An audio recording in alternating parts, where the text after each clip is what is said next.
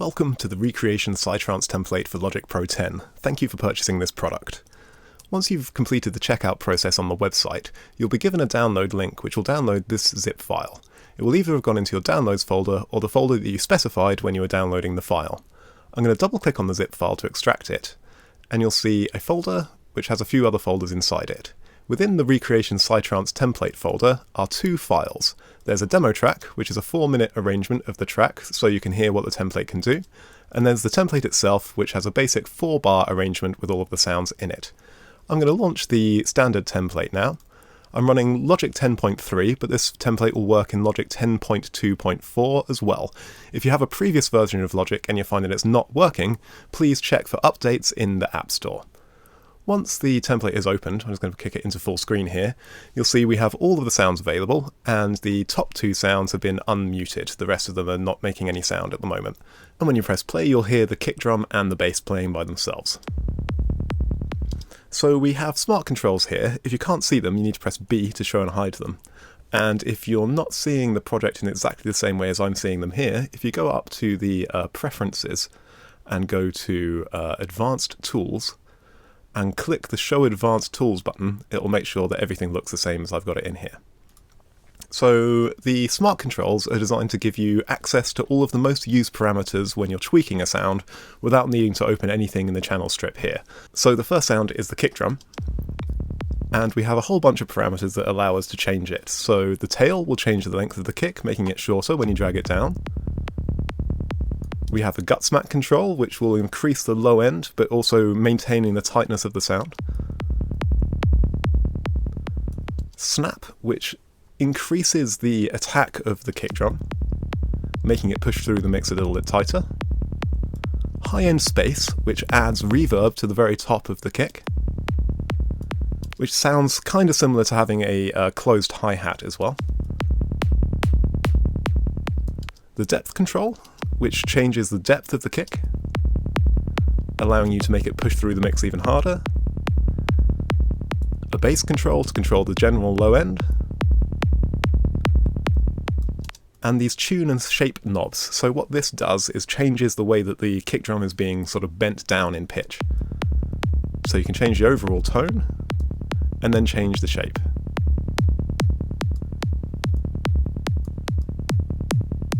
And if it sounds like it's getting a bit long, you can pull the tail down, making sure you only have the snap.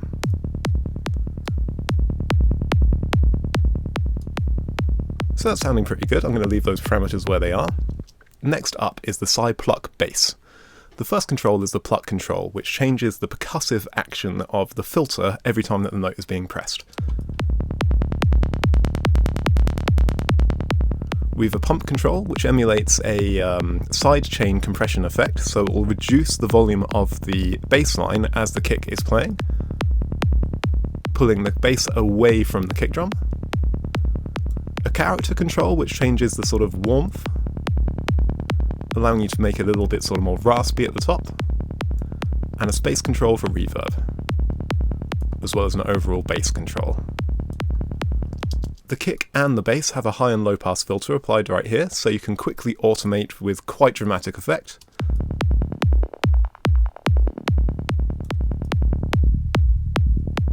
Making it easy to do sort of drops and builds, allowing you to put a little bit more anticipation into the tune.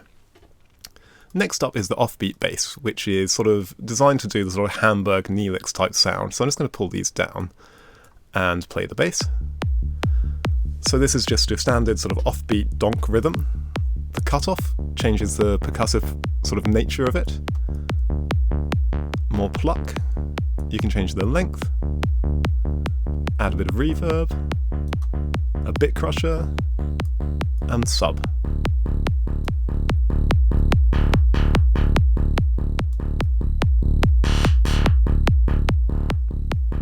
Which sounds nice by itself and can be layered up with the other bass line. For now I'm going to mute that and keep the 16th pluck bass on the go. Let's add a bit more pluck to that and reduce the space a little bit. So the next few channels are percussion. We have on the hi-hat, length, tune, drive and shuffle, and a volume control. The length changes the length of the sound. Tune will allow you to tune it. Sometimes you find if you want a bit more high end in a hi-hat, it's better to tune it than to EQ. The drive, which is an overall overdrive effect, and shuffle, which adds a bit of sort of shuffle to the sound in general, pulling the length down, making it sound snappier. Next up is a closed hat, which is doing a 16th pattern around the other hi-hat. We have length, tune, and volume controls for this sound.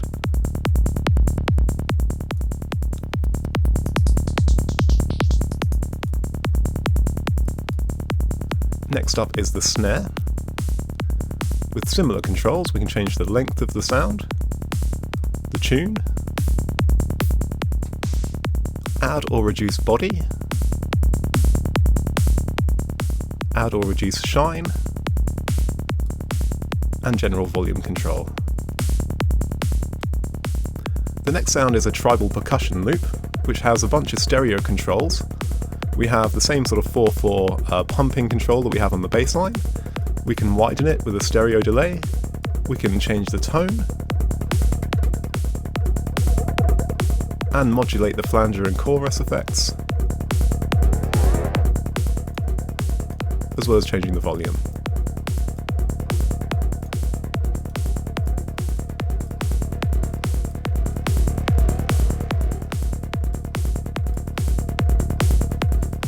And that's it for the percussive sounds. Now we're on to synthesizers. So the first one up is the ES2 Smart Reset. I've called it this because it starts with a simple sawtooth wave and then allows you to make it bigger and bigger. So I've got the presence set by default slightly high so you can hear a bit of the effect of that sound. Let me just mute these other percussive sounds so we can hear what's going on. The presence will increase the stereo reverb as well as a bit of the high end. We have a drive control and a cutoff control. Width, which will change the stereo width of the sound. We have a bit crusher. Low and high end control, so you can make it a bit beefier or less beefy if you want to. And a subwoofer control, sub-oscillator control.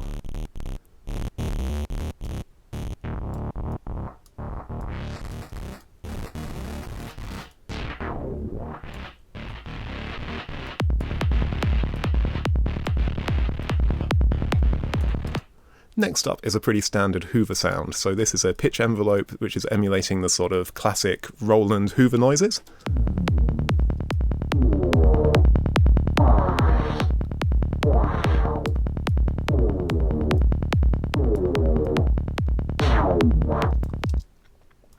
Next up is the ES2 Vector Fun. So I've used the vector envelope in the ES2, which is a bit like a step sequencer, to modulate a few of the parameters in the synth to make it sound quite funky. So by default, it sounds fairly basic, and we can hear that moving the Vectron control changes it from just a standard, a sort of fixed pitch sound to adding this wobble. The loop rate changes how quickly it will loop, and the groove will change the shape of the envelope.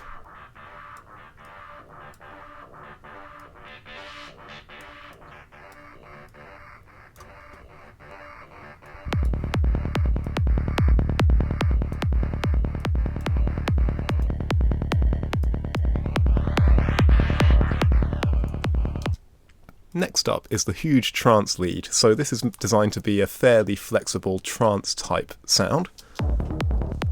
I've got a fairly aggressive riff in the MIDI here. The pluck me changes the full pluck sound, so you can go from quite a short note to something that's quite long with the cutoff wide open. And you can add and decrease high end with this cutoff.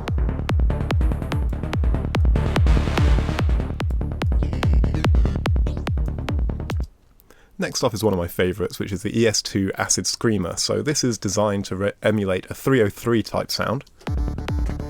And it sounds quite basic to begin with. You have a cutoff control, an LFO which can modulate the cutoff, and if you turn the LFO above 25 as it says here, the LFO will start to move quicker.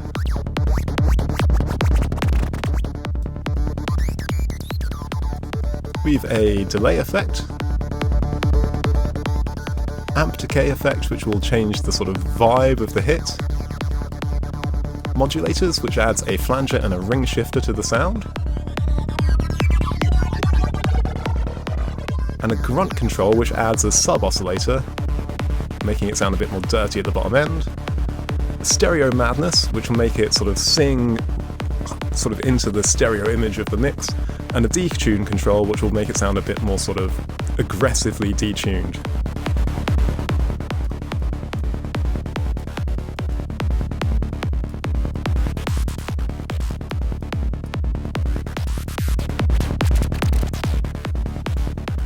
You'll also note that this is a velocity-sensitive sound, so if you increase the velocity of some of these notes, they will be accented. So if I just change some of these velocities around here, and maybe move the cutoff down, you can hear that the cutoff's moving slightly based on the velocity of these notes, which allows you to add a bit more groove and accent to the sound.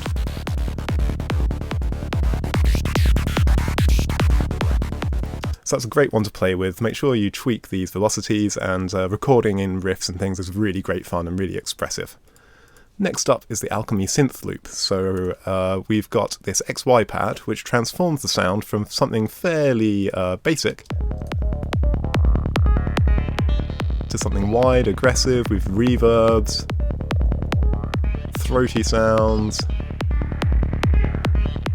And if you move this XY controller and change one of these parameters, it will stay there when you move it back. So what you're doing is automating these knobs by moving this XY controller.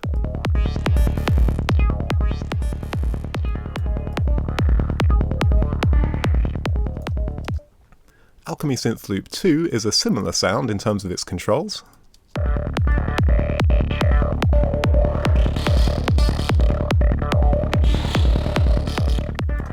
And these are single sustained notes, and all of the sort of sequencing and modulation is happening inside Alchemy, so you can change this MIDI if you like, change the pitch, do whatever you want with it. So next up we have sort of classic PsyTrance sounds like these prawn noise here.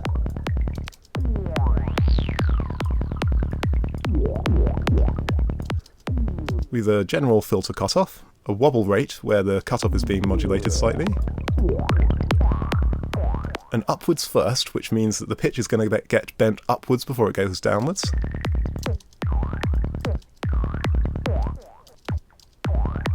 a comb filter, an overdrive, a stereo warp rate, which changes the way that the filter, which is sort of making it sweep from left to right, changes the speed at which that happens. An echo delay, which is a nice stereo echo delay, and a general volume control. In the ES2 noodle we have a similar bunch of controls, but a slightly pokier sound.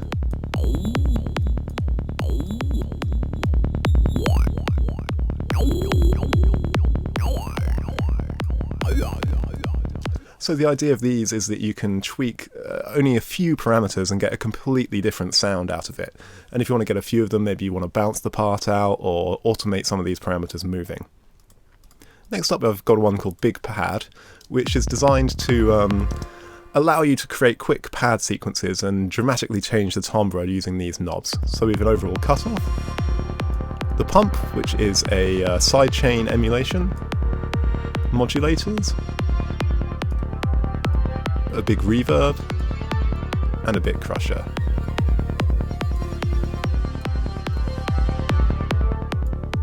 So I massively recommend automating these parameters through the track to make this pad sound evolve. Next up we have a Goa lead, which is sort of a nice simple arrangement with a Goa-esque lead sound. In the case of this one, the repeat notes knob will make a sort of additional bunch of notes get played after the original one, making it sound like it's got a delay or an arpeggiator on it.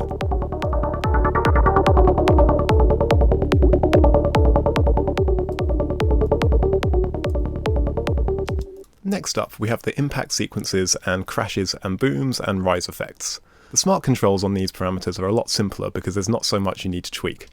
On the impact sequence we have a reverb level and a flanger that can be tweaked.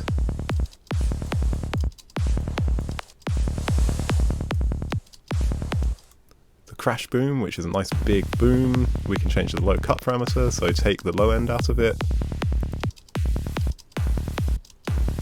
We have a big boomy rumble sound, which has an echo delay on it. And this delay is pitched. So you can create kind of a sequenced pitch effect out of this noise.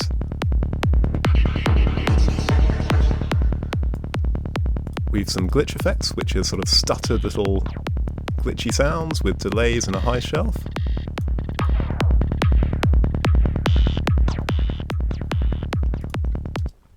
And we have a bunch of 2, 4 and 8 bar rises and a 16 bar rise. So these are just pitch sweeps upwards.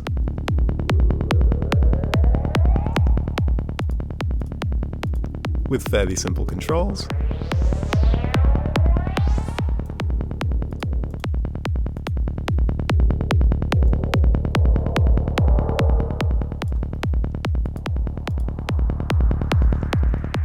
So this sequence is only 5 bars long, but we also have an 8 and 16 bar rise. These are currently MIDI notes, which means that they need to be triggered from the beginning of the note for you to be able to hear the rise continuing. And if you want them to change in tempo, that's fine because they're MIDI, but once you've bounced these parts, if you want to hear them without triggering the note at the beginning, they probably won't lock to the tempo unless you turn on the flex tool, which you can get to by hitting Command F, and you'll see this little green button here. All of the audio parts in here have already been flexed, so you can change the BPM, but anything that you render from MIDI, you need to bear that in mind. We have a texture layer, which is sort of a nice sweepy sound with modulations, LFOs.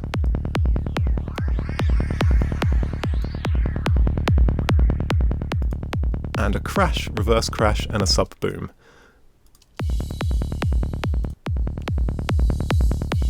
Now this sub-boom drop has got a volume and a pitch drop length parameter, so it's a single note that's playing on a sub. Let me just solo this by itself.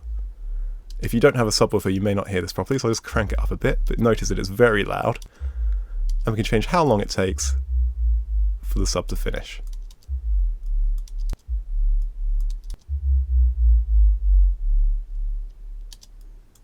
Great, so that's a quick run through of all of the sounds. I really do encourage you to tweak all of the MIDI parts in here to fit whatever you want to go for, and if you want to add your own plugins, please do so by adding them at the end of the chain.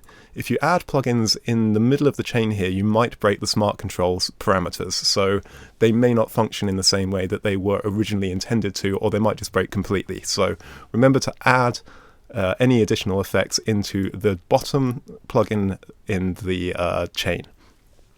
I've also added a long reverb and a couple of delays, so let's have a look at that with the sound. We can add a big reverb, a nice delay, and a big long tape delay.